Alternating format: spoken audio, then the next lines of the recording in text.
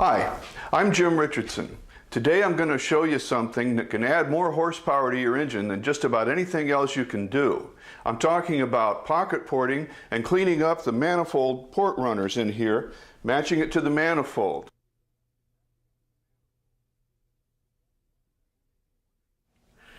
Now you may be wondering at this point why, if we can get 15 to 20 or more horsepower out of an engine just by porting its heads, that the factory doesn't do it in the first place. Well, the answer is this. Those production engines are beautifully designed, but they're designed to a price. They're not like some one-off racing engine that's built with infinite care, because if they were, very few of us could afford Chevys and Fords. But you can do this porting at home quite simply and save the money and gain the horsepower yourself. First of all, you want to make sure you have the right head for the job. Popular production engines such as the Chevy small block V8 have come over the years with every kind of head you can imagine, from low compression smog heads with open combustion chambers to high compression closed combustion chamber heads for high performance. What you want to do is pick out a head that'll work for you and for the intended use of your engine. If you're building a nice rod for the street, these open combustion chamber heads are great because they can be ported for performance, yet they will allow you to run low octane pump gas. But if you're going racing, you want to find a set of closed combustion chamber heads like this from World Products. You can easily run a set of closed combustion chamber heads on the street if you use dish pistons, but if you want to use flat tops, you'll probably want to run a fairly radical cam, which will lower compression slightly, and you'll have to be very careful about detonation. At any rate, check to see which heads are available for your engine before you put in all the time and effort it takes to port and match them. It pays to make as much horsepower as you can going in, rather than trying to make it with a set of heads that aren't suitable to the task.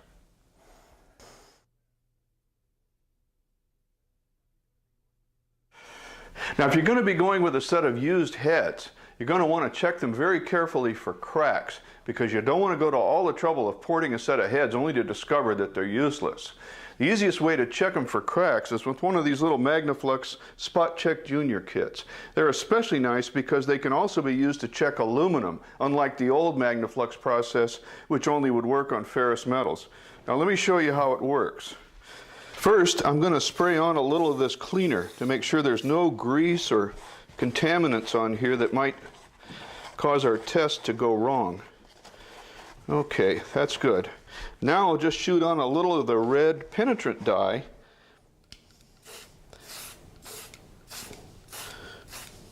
And we'll let that dry. I think that's dry enough. Now we're just going to shoot on a little more of the cleaner on the rag and take off the surplus dye. You don't want to shoot the cleaner on the part, because it'll dilute the red dye and cause it to run down, and it won't pick up in the test. So I just keep shooting that on, get all the visible red dye out of there.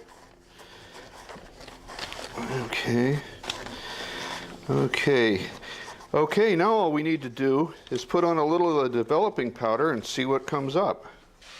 Now you see the developing powder brings up the cracks right away. Here they are. These are in the valve seats, and that's fatal to this head. These are not worth repairing. You'd want to get yourself another set of heads. It would pay to take one of these little Spot Check Junior kits to the junkyard with you and check the heads out there before you even lay your money down.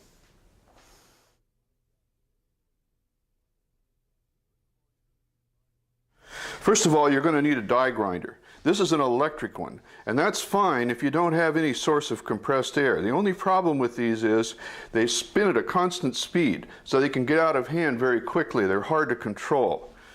If you do have a source of compressed air, an air-powered die grinder is much preferable. For one thing, there's no danger of a short with iron filings getting down into the motor. You're also going to need some of these abrasive tapers and rolls. They're 80 grit, and you can do the entire job on a cast iron head with these quite nicely. Now you may want to pick up some of these carbide burrs. They'll make very short work of the job. The only problem with them is, if you're not careful, you're going to be looking into your water jacket. So if you're going to use these, practice on a scrap head before you ever start on the one you're going to run on your engine. Now finally, these drum sanders are very nice for opening up the pockets in here. You can pick up a set of these at the local hardware store. Now for our next step, you'll need to pick up a set of manifold gaskets, both intake and exhaust, because we want to scribe around these openings in the gasket and open the ports out to that opening. You do the same thing on the manifold, and that's really called port matching. You'll also need a set of head gaskets. You do the same thing here. You need to scribe around here to define the combustion chamber. I'll talk a little more about that later. Now what you use in order to scribe around these things is a little machinist bluing.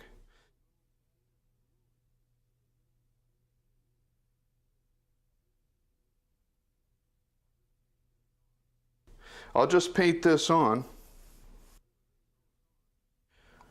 right around these intake port openings. You don't need to get these water jacket openings or the heat riser, just the ports. Paint that on, and we'll let it dry. It doesn't have to be neat. Put a little more on down here. You could just use a felt tip marker, but it won't give you as accurate a line as the bluing and a fine point scribe will do. Now I'll just take this intake manifold gasket and locate it on the head with a couple of bolts just installed loosely. Okay, and then we'll make sure everything's lined up, and I'm going to get in here and scribe around these openings so we see how far out we can open the port.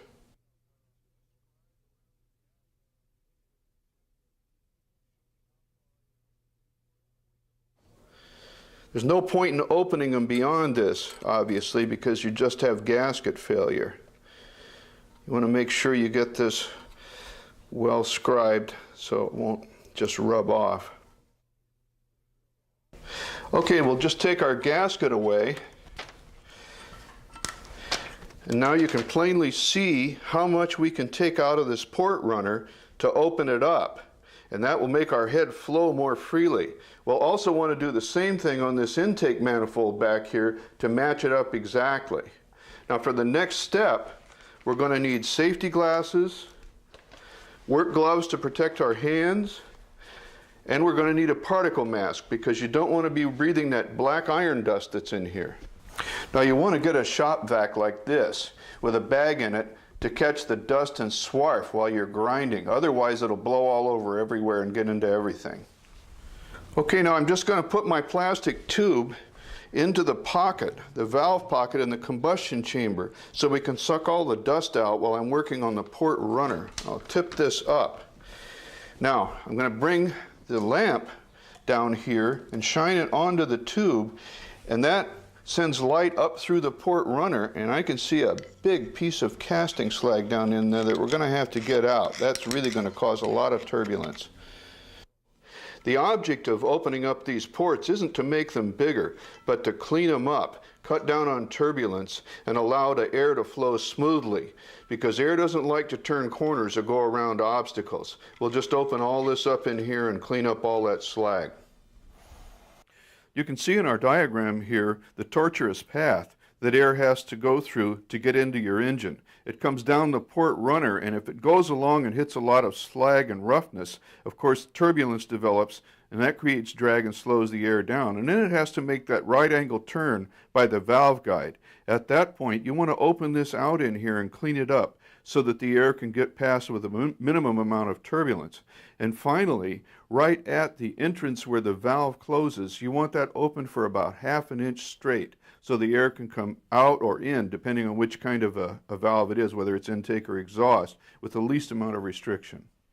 Now if you go to larger valves in your heads, to improve flow, you're also going to need to de-shroud the valve because the edge of the valve winds up very close to the edge of the combustion chamber in a lot of cases.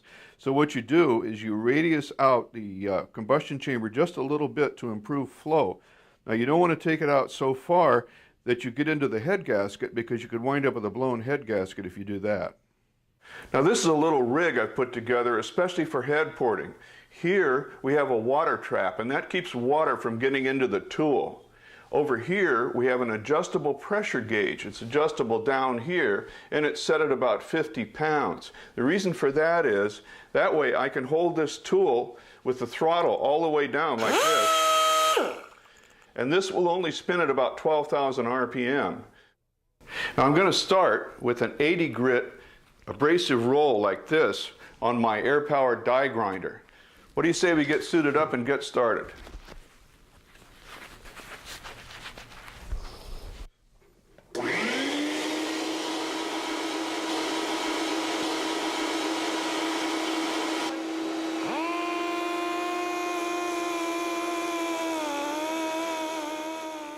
Now I could use a carbide burr if I really wanted to make short work of this, but I'm going to start out with an abrasive roll instead.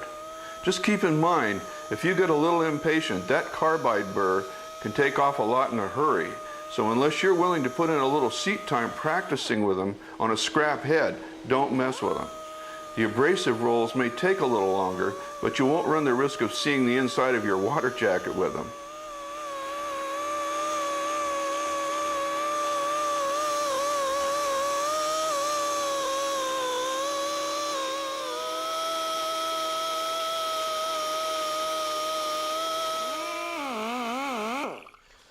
Okay, now these exhaust ports really need to be smooth and clean, these runners in here, because the exhaust is coming out at tremendous velocity. They're actually much more important than the intake port runners.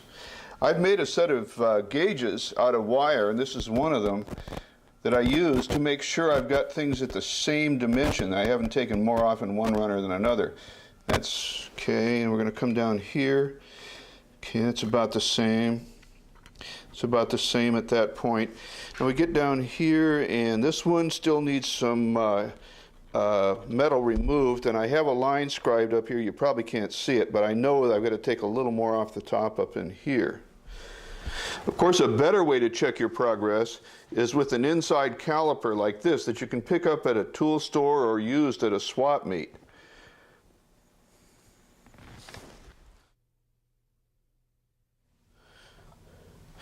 I'm also scribing inside the gasket on the intake manifold because we want to match those up to the head.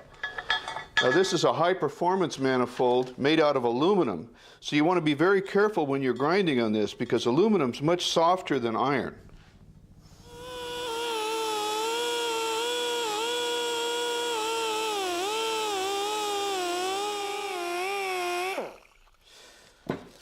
Okay, now you want to check in these ports periodically using your fingertip to feel for any roughness because your finger is actually quite sensitive. You can feel imperfections down to about 0.004 of an inch.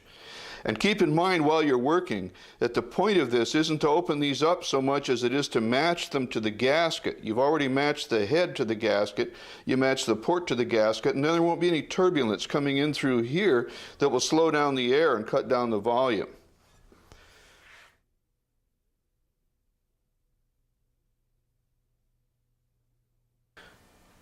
Now we're going to open these valve pockets out to accommodate a 2.2 inch valve. It's a 1.94 now, but I want to make sure that this valve pocket is 85% of that 2.2 valve seat and no more.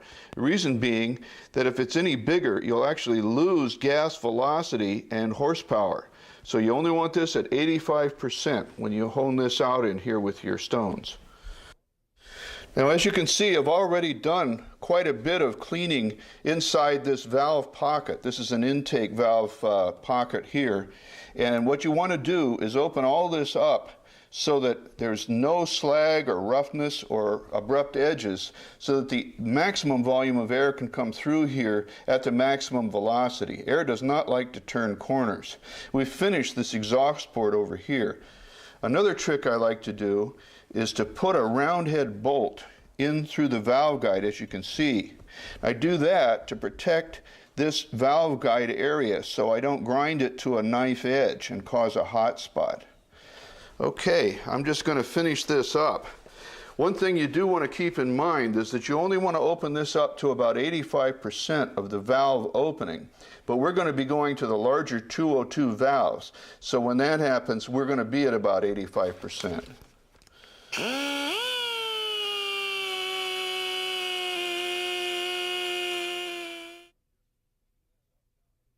One thing I like to do is to use a slightly smaller valve, one that's either been ground down or is actually slightly smaller, and slip it into the valve guide like this to check the concentricity of the valve pocket and the valve seat with the valve guide opening down at the bottom. Now, as you can see, we've gotten just a little bit wide here, but we are going to be putting bigger valves in this head, so that's going to be okay.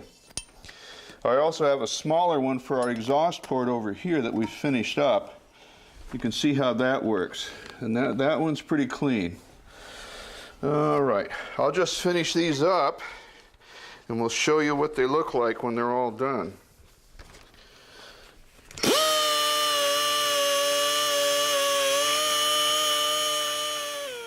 Now here is what a completely ported set of heads looks like. You don't necessarily need to do this for the street. In fact, it probably isn't such a good idea, but this is what you would want to do if you're really going to go seriously racing. Otherwise, you could leave the combustion chambers just a little bit rough and leave the intake port just a little bit rough so that you get a swirl through there. If you polish it, the mixture can actually condense out.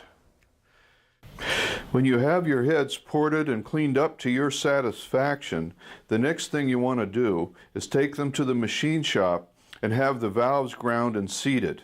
Now normally a machine shop will just do a 45-degree valve cut to seat the valves, but what you want is a triple valve cut like this in this diagram because it'll improve airflow dramatically.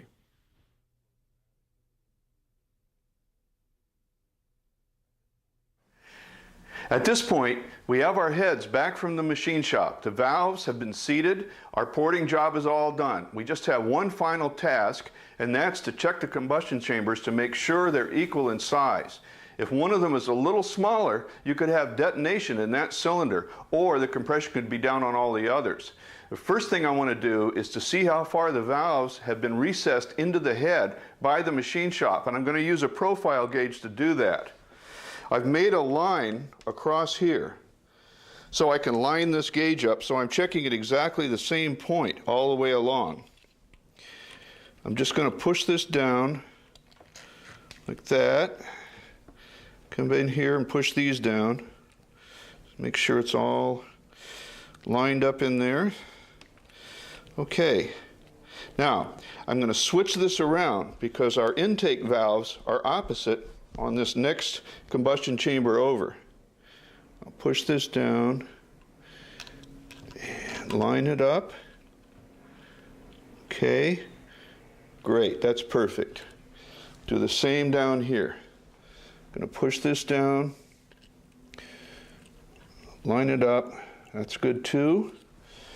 And finally down here, do the same thing, line it up on our hole and on our line. Perfect. They're all the same depth. Okay, we know that's done, but the final thing we have to do, and the most accurate check of a combustion chamber's volume, is to CC it. I'll show you how that's done. As you can see, we've leveled this exactly here. I'll just take those away. Now the next step is to put a thin film of grease around here. This can be done at a machine shop with a lot of complicated apparatus, but I'm going to show you a simple way to do it. Put the grease all the way around so we get a nice seal, not too much though.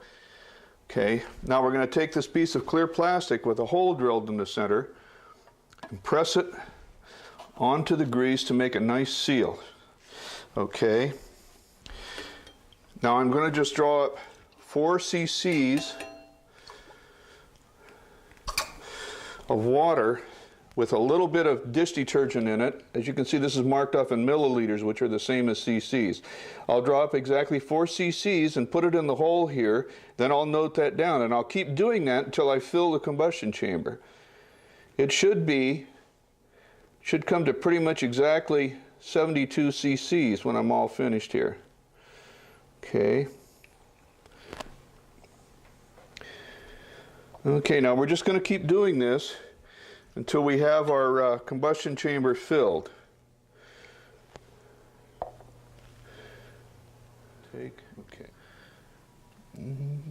Okay, that's just took 1 cc. Okay, now that's exactly 72 cc's, and that's what these should each be in this particular head. If they're over or under by 2 cc's, as we said before, then you might want to juggle the valves around and see if you can change it slightly and get it more in balance, because over 2 cc's is a problem. If you can't, then you might have to very carefully remove a little more in 1 or 2 combustion chambers to get it right.